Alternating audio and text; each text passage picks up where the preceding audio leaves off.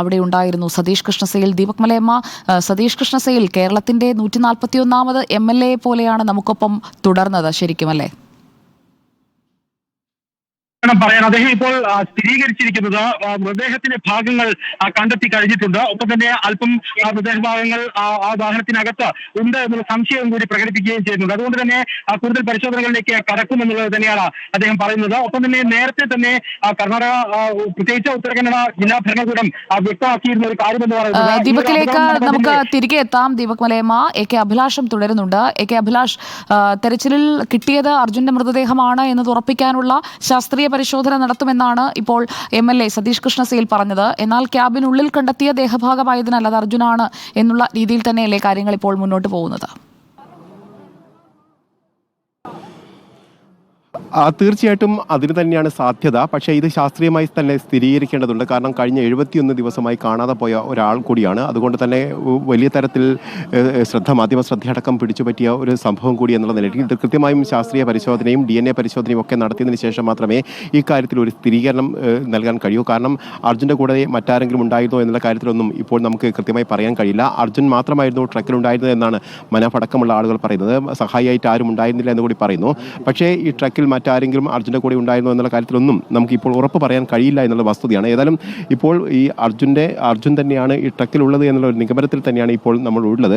കാരണം അർജുൻ മാത്രമായിരുന്നു ട്രക്കിലുണ്ടായിരുന്നത്. ട്രക്ക് ഓടിച്ചു വന്നിരുന്നത്. സാധാരണഗതിയിൽ അദ്ദേഹം വരുമ്പോൾ ഈ ട്രക്കിൽ മറ്റൊരാളെയും കൂട്ടാറുണ്ടായിരുന്നില്ല എന്നുള്ള കാര്യമാണ് മനാഫ് അടക്കമുള്ള ആളുകൾ പറയുകയും ചെയ്തത്. ഏതായാലും ഇപ്പോൾ ഈ ലോറിയുടെ ക്യാബിനും അതോടൊപ്പം തന്നെ ലോറിയിൽ നിന്ന് മൃതദേഹാവശിഷ്ടങ്ങളും കണ്ടെത്തിയിരിക്കുന്നു. അത് ശാസ്ത്രീയ പരിശോധനയ്ക്ക് അയക്കുന്നതിന് ആവശ്യമായ നടപടിക്രമങ്ങളിലേക്ക് ഇപ്പോൾ തന്നെ കടന്നിട്ടുണ്ട്. കാരണം ഇപ്പോൾ ഈ മൃതദേഹം പുറത്തേക്ക് എത്തിച്ച് നമുക്ക് വേണമെങ്കിൽ ദൃശ്യങ്ങൾ ഡിങ്കി ബോട്ടിൽ വെച്ചിരിക്കുന്നത് നമുക്ക് കാണാൻ കഴിയുന്നതാണ്. ഇത് ഒരു പക്ഷേ ഇൻക്വസ്റ്റ് നടപടികൾ പൂർത്തീകരിക്കുന്നതിന് വേണ്ടി മാത്രമായിരിക്കും ഇപ്പോൾ ഈ പൊടിയുടെ അരികിലേക്ക് എത്തിച്ചിരിക്കുന്നത്. ഇവിടെ നിന്ന് ആശുപത്രിയിലേക്ക് മാറ്റും. അതോടൊപ്പം തന്നെ ഫോറൻസിക് പരിശോധന നടത്തേണ്ടതുണ്ട്.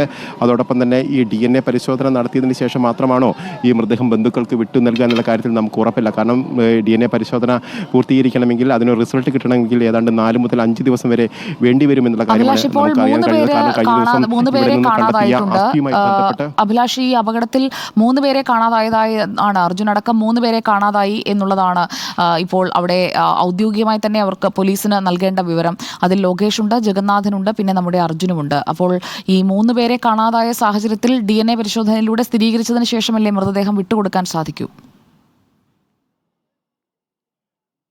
തീർച്ചയായിട്ടും ആ രീതിയിൽ തന്നെയാണ് അത് തന്നെയാണ് പറയുന്നത്. ഏതാണ്ട് 4 ദിവസമെങ്കിലും അതിന് വേണ്ടി വരുമെന്നുള്ളതാണ് ഏറ്റവും ചുരുങ്ങിയത്. ഒരു പക്ഷേ ഒരാഴ്ച വരെ അതിൽ നീണ്ടുപോകാനുള്ള സാധ്യതയുണ്ട്. പക്ഷേ ഇത്തരത്തിൽ ഇടപെടലുകളൊക്കെ സർക്കാർ തലത്തിൽ ഉണ്ടാകുന്ന സാഹചര്യത്തിൽ 4 മുതൽ 5 ദിവസങ്ങൾ വരെ ഇതിനിടയിൽ തന്നെ ഇത് കണ്ടെത്താൻ കഴിയുമെന്നതിനാണ് DNA പരിശോധനാ ഫലം ലഭ്യമാകുമെന്നാണ് അറിയുന്നത്. അതോടൊപ്പം തന്നെ അർജുൻ ധരിച്ചിരുന്ന വസ്ത്രങ്ങളടക്കം തിരിച്ചറിയുകയാണെങ്കിൽ ഒരു പക്ഷേ അതിന് മുമ്പ് തന്നെ മൃതദേഹം കൈമാറുമോ എന്നുള്ള കാര്യത്തിലൊക്കെ സ്ഥിരീകരണം വരേണ്ടതുണ്ട്. കാരണം ഇത് ഇപ്പോൾ മൃതദേഹം കണ്ടെത്തിയിട്ട് ഏതാണ്ട് 1 മണിക്കൂർ നേരം മാത്രമായിട്ടുള്ളൂ. ബാക്കിയുള്ള പരിശോധനകൾ, അതായത് ഇൻക്വസ്റ്റ് നടപടികളടക്കം പൂർത്തീകരിക്കുകയും അതോടൊപ്പം തന്നെ മൃതദേഹം ഈ പോസ്റ്റ്മോർട്ടം അടക്കമുള്ള നടപടികളൊക്കെ നടത്തേണ്ടതുണ്ട്. ഏതായാലും അത്തരം നടപടികളിലേക്കൊക്കെ അല്പസമയങ്ങൾക്കകം തന്നെ കടക്കുമെന്നാണ് അറിയാൻ കഴിയുന്നത്. പക്ഷേ ഈ പോസ്റ്റ്മോർട്ടം നടപടികളൊക്കെ പകൽ വെളിച്ചത്ത് മാത്രം നടക്കേണ്ടുന്ന ഒരു സാഹചര്യം ഉള്ളതുകൊണ്ട് തന്നെ അതൊരു പക്ഷേ നാളത്തേക്ക് നീണ്ടുപോകാനുള്ള ഒരു സാധ്യത കൂടിയുണ്ട്. ഇതിനുശേഷം മാത്രമായിരിക്കും മറ്റുള്ള നടപടികളിലേക്ക് പോകാൻ കഴിയുക എന്നാണ്. ഏതായാലും ഇപ്പോൾ ഈ മൃതദേഹം ഒരു വശത്തേക്ക് മാറ്റിയിരിക്കുന്നു. അതിൻ്റെ നടപടിക്രമങ്ങൾ മുന്നോട്ട് പോകുന്നു. അതോടൊപ്പം തന്നെ ഈ ക്യാബിൻ ഇപ്പോൾ ഉയർത്തി മുകൾ ഭാഗത്തേക്ക് വെച്ചിരിക്കുന്നത് നമുക്ക് കാണാൻ കഴിയുന്നുണ്ട്. ഏതായാലും ഇപ്പോൾ സതീഷ് കൃഷ്ണസേൽ വളരെ കൃത്യമായി തന്നെ പറഞ്ഞു, ഈ ട്രക്ക് കണ്ടെത്തി കഴിഞ്ഞു. അതോടൊപ്പം തന്നെ ഇതിൻ്റെ അകത്തുള്ള മൃതദേഹാവശിഷ്ടത്തിൻ്റെ ഭാഗങ്ങൾ കണ്ടെത്തി കഴിഞ്ഞു എന്നുള്ള കാര്യങ്ങൾ കൂടി അദ്ദേഹം കൃത്യമായി തന്നെ പറഞ്ഞു. അതായത് സ്ഥിരീകരണം ഇക്കാര്യത്തിൽ വന്നിരിക്കുന്നു എന്നുള്ളതാണ്. ഏതായാലും അല്പസമയങ്ങൾക്കകം തന്നെ മറ്റ് നടപടിക്രമങ്ങളിലേക്ക് മുന്നോട്ട് പോകും.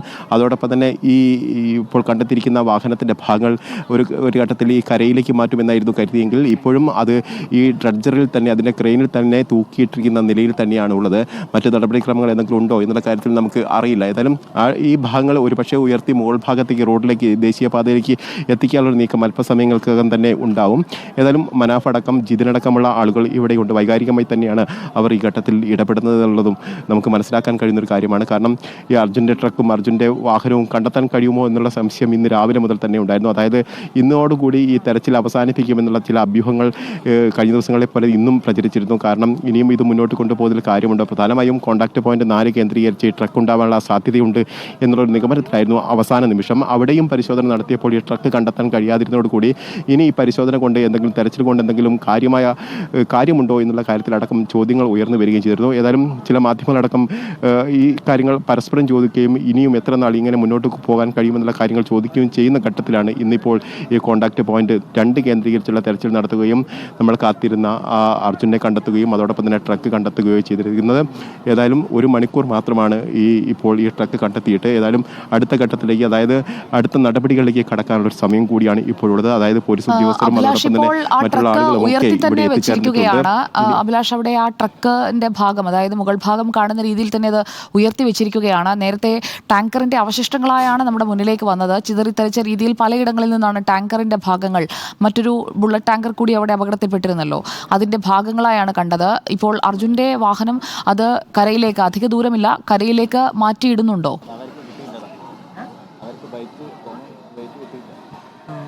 ഇപ്പോൾ അക്കാര്യത്തിലാണ് ഒരു സംശയമുള്ളത്. കരയുടെ ഭാഗത്തേക്ക് എത്തിച്ചതിന് ശേഷം അത് വീണ്ടും താഴോട്ട് കൊണ്ടുപോകുന്നതാണ് ഇപ്പോൾ നമുക്ക് മനസ്സിലാക്കാൻ കഴിയുന്നത്. അത് എന്തുകൊണ്ടാണ് കുറച്ചുകൂടി താഴോട്ട് എത്തിച്ചതിന് ശേഷം അവിടെ കരഭാഗത്തേക്ക് എത്തിക്കാനുള്ള നീക്കമാണോ നടത്തുന്നത്? കാരണം പ്രധാനമായും മുകൾ ഭാഗത്തേക്ക് എത്തിക്കാനുള്ള ഒരു സൗകര്യം കൂടി നോക്കിയിട്ടാണോ അത് അവിടെ നിർത്തിയിരിക്കുന്നത് എന്നുള്ളതാണ് സംശയം. ഏതായാലും അത് അല്പസമയങ്ങൾക്കകം തന്നെ അത് കരയിലേക്ക് എത്തിക്കുകയും മുകൾ ഭാഗത്തേക്ക് എത്തിക്കാനുള്ള നീക്കം ആരംഭിക്കുകയും ചെയ്യും. കഴിഞ്ഞ ദിവസങ്ങളിലൊക്കെ വാഹനത്തിൻ്റെ ഭാഗങ്ങൾ കണ്ടെത്തിയപ്പോൾ പോലും ഇതേ രീതിയിൽ തന്നെയായിരുന്നു ഉണ്ടായിരുന്നത്.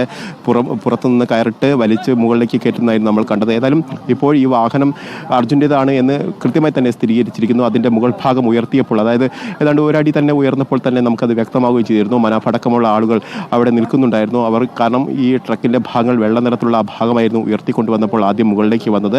അതുകൊണ്ട് തന്നെ അർജുൻ്റെ ട്രക്ക് തന്നെയാണ് എന്നുള്ള കാര്യത്തിൽ യാതൊരു സംശയവും ആ ഘട്ടത്തിൽ ഉണ്ടായിരുന്നില്ല. ഏതായാലും അർജുൻ്റെ ട്രക്ക് ഉയർത്തി ഒരു തവണ വീണ്ടും വെള്ളത്തിലേക്ക് തന്നെ താഴ്ത്തി വീണ്ടും ഹൂക്ക് ചെയ്ത് വീണ്ടും ഉയർത്താനുള്ള ഒരു നീക്കങ്ങൾ തന്നെയാണ് ഇപ്പോൾ നടത്തുന്നത്. ഇപ്പോൾ മുകൾ ഭാഗത്തേക്ക് ഉയർത്തിപ്പിടിച്ച നിലയിലാണ് ഈ ക്യാബിൻ ഭാഗമുള്ളത്. മുറിഞ്ഞ് ആകെ തകർന്ന നിലയിലാണ് ഈ ഭാരത് ബെൻസ് ഉള്ളത് എന്നുള്ളതാണ്. കാരണം ആദ്യഘട്ടത്തിലൊക്കെ നമ്മൾ ഈ ഭാരത് ബെൻസിൻ്റെ സുരക്ഷാ ക്രമീകരണങ്ങളൊക്കെ കുറിച്ച് കൃത്യമായി പറയുന്നുണ്ടായിരുന്നു. അത്രയും ശക്തമായ ബോഡിയുള്ള ആ ഭാരത് ബെൻസിൻ്റെ രൂപമാണ് ഇപ്പോൾ ചതഞ്ഞരഞ്ഞ് നിൽക്കുന്നത്. അതായത് ഈ പ്രകൃതി ദുരന്തം എത്രത്തോളം ശക്തമായിരുന്നു എന്നതിൻ്റെ തെളിവ് കൂടിയാണ്. അതോടൊപ്പം തന്നെ ഈ മരയിൽ നിന്ന് എത്രത്തോളം ആഘാതത്തിലായിരിക്കും ആ കല്ലും മണ്ണും ഒക്കെ ഈ ഭാരത് ബെൻസിൻ്റെ മുകളിലേക്ക് വീണത് എന്നുള്ള കാര്യം കൂടി വ്യക്തമാക്കുന്നതാണ് അതിൻ്റെ ഇപ്പോഴുള്ള രൂപമാറ്റം.